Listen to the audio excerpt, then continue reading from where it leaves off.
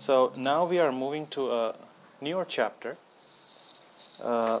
This one is talking about a concept called Nasikh and Mansookh. Today's class is a little bit very technical. It's mostly scholars discuss this topic very deeply, but I'm going to water it down, make it very easy, make it very simple, and discuss only those things that are relevant to us as a community. So, but there are a few basic things that we should be aware of. I mean, Quran is the most important book for us. You don't have to know everything about it, but there are some basic things that every Muslim should know. That's the most beloved book to us. So the Nasikh and Mansookh, what is it all about? So it's the concept where Allah subhanahu wa ta'ala abrogated certain verse. What's the meaning of abrogation? If you don't know, it's Allah subhanahu wa ta'ala like reveals a verse, and then whatever ruling, whatever Sharia that verse comes up with, Allah subhanahu wa ta'ala removes that. Allah subhanahu wa ta'ala abrogates it. It's no longer valid, it's no longer applied in the Sharia. What are these verses? We will see inshallah. But this is a concept that we should be aware of. So, for example, a verse comes and that goes on for a certain while, and then Allah subhanahu wa ta'ala reveals another verse which is called Nasikh verse, which is also called abrogating verse in English. And what happens is this verse, new verse, is abrogating the old verse. So if in the first verse there was some ruling from Allah subhanahu wa ta'ala, Allah subhanahu wa ta'ala says that okay, that particular ruling that I revealed before is now cancelled, now you will follow the new verse. So there are some verses like that, and we will see some examples. And why did Allah subhanahu wa ta'ala do this in the first place? Why didn't He just reveal it, the Nasikh verse, the abrogating verse, and why did He have to abrogate something in the first place? So there are many reasons, there are many points that we can talk about here. First of all, we should know this is not the decision of Prophet Muhammad sallallahu alaihi wasallam. He is not saying, okay, let's abrogate this verse number 40 and let's add something new. Everything comes from Allah subhanahu wa ta'ala. If Allah says this one is abrogated, that's it, we follow it. But why does this happen? We have to understand that every prophet comes with his Sharia, his book, and the next prophet that comes, that prophet abrogates or removes all the Sharia of the previous prophet, right? Like Musa alayhi salam came with the Torah, right? And after him came who? Isa alayhi salam. He came with Injil, right? So whatever Musa alayhi salam came with, Isa alayhi salam abrogated Musa alayhi salam's Sharia. Now he has his Sharia. He came with the Prophet. So, and Prophet Muhammad sallallahu alaihi wasallam came, and he not only abrogated Isa alayhi salam's Sharia, but for the entire humanity, now that particular rulings will be applied. Everything else is abrogated now. Allah subhanahu wa ta'ala didn't send one particular Sharia since Prophet Adam alayhi salam. It kept on changing based on its people, based on its time, and whatever people were going through at that time. So it changes. And during the time of Prophet Muhammad sallallahu alaihi wasallam also, things were very different in the beginning. And they were first in Mecca, they didn't have a state, they were getting persecuted. And then later on, many people started getting converted to Islam. And then they moved to Medina, and then situation changed. And that's why Allah subhanahu wa ta'ala revealed different kind of verses. And some of the verses that Allah subhanahu wa ta'ala revealed, He said it's no longer valid now. And a new verse came to replace it. And some of the verses still remain, and some of the verses were taken out of the Quran by the command of Allah subhanahu wa ta'ala.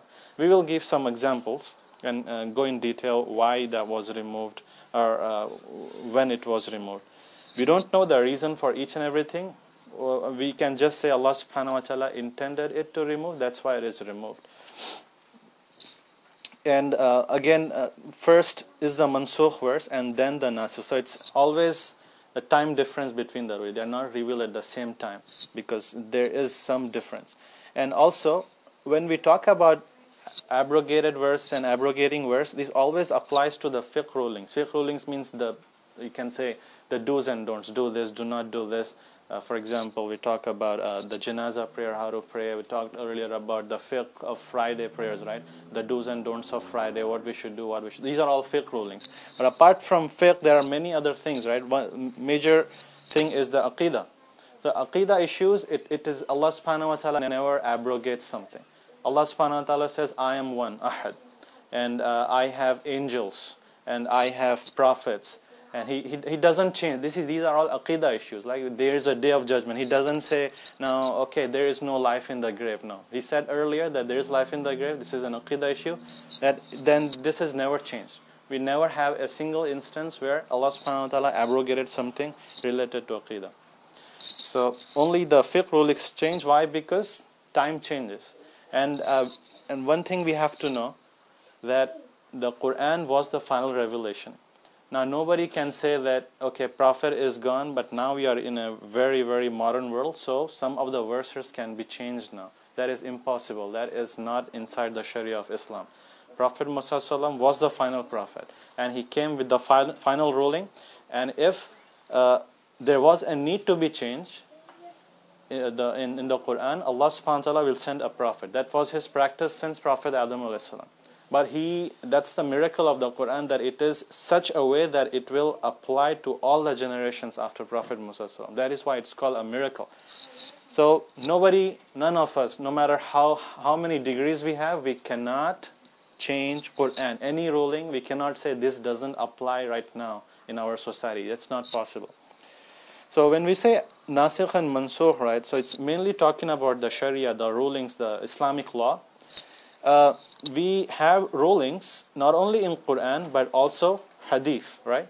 So this concept applies to the verses in Quran, and it also applies to Hadith, and we will see some examples. And it applies to all cases, meaning we cannot say, okay, that particular verse was abrogated, now it only applies to certain conditions. It doesn't apply to all conditions, like the verse of fasting. It's not like it will be applied in all cases.